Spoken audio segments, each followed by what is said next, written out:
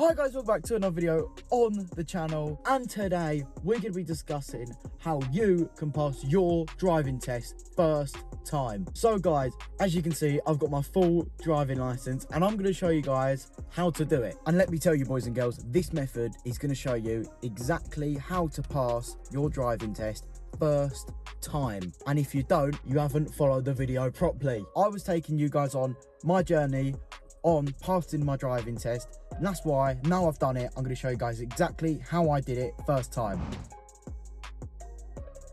Alright, so step one, book your test. I know it's obvious, but book your test. Unlike your theory test, which you need to do first, it is so hard to get your driving test booked. There's about a 6-month waiting list, so when you book your test traditionally, you've got to wait 6 months before you can even take it, so you've got to book it well in advance. If you're wondering how I got my test through some geezer on WhatsApp, but be careful, as there are so many scams going around. I only had to wait 3 months for mine, but just be careful. Like, there's guys on Snapchat and stuff that are just dodgy, you know, and don't spend too much on it. I spent £112 on my test, which I didn't think was too bad. I know people who spend £200 on a test, which is absolutely ridiculous. Unfortunately, there's no best way to book your test, so I'd do some proper research before you go buying off some person on a random thing. Okay, so now you've booked your test, it's time for step 2, which is preparation phase.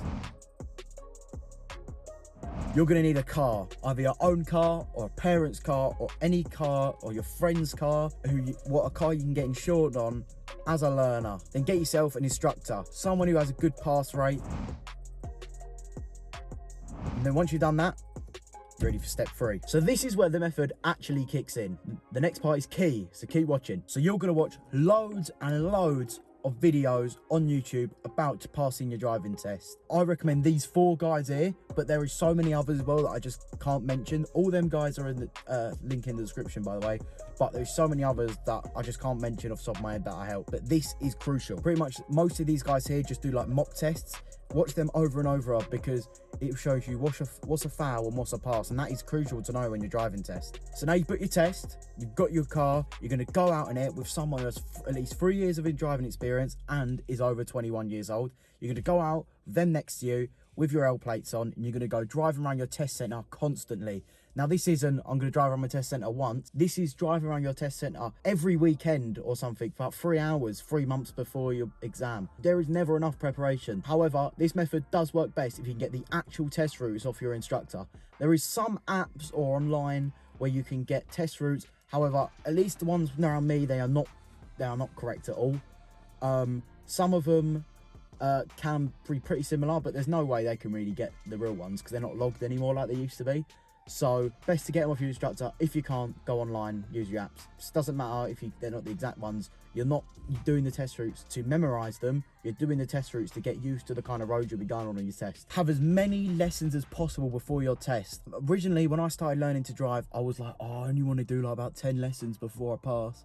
But then I realized there's no point in that, because you might as well just get as many as you can so you don't risk not passing the first time. I had 15 lessons overall, that about 20 hours of driving.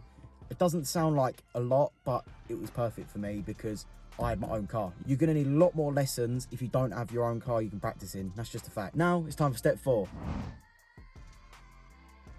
If you don't really know what's going to be in test, go through that with your instructor if you're coming up to your test. That is a must. You have to ask him or her what is going on in your test. This is the hardest part about passing. You've done all the practice, but you've got to keep your nerve. This is honestly the hardest part. So I have a few tips on how to keep your nerve.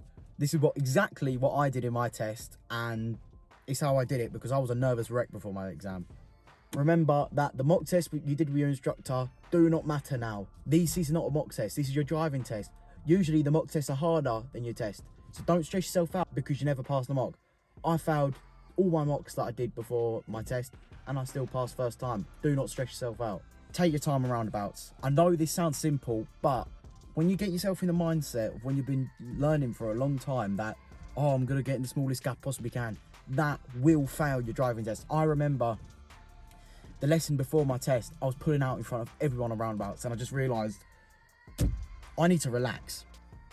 And that is exactly what I did. When I went out that weekend before my exam, every roundabout I did, I just took that extra 2 seconds to think whether I should go or not, and I just waited for a perfect opportunity.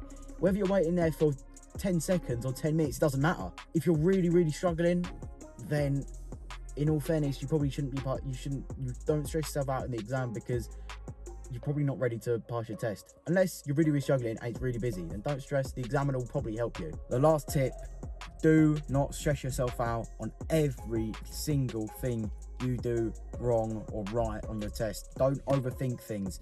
I remember right at the end of my test, I just almost lost focus. I almost lost focus for 1 second, and it honestly, I almost completely failed my test. So I know it sounds simple and you might hear a lot of people say this, but just that last 5 minutes when you're going down the road, or 2 minutes when you're going down the road towards the test centre, do not lose focus. This is the worst time. You're either gonna fail at the start or the end, rarely the middle. Keep that in mind. So guys, that is the end of the video. I really hope you found it informative. Please do this, guys, and let me know if it works for you. If you'd like to see what it was like for me driving my car for the first time alone, click here. Otherwise, I'll see you guys later. Goodbye guys.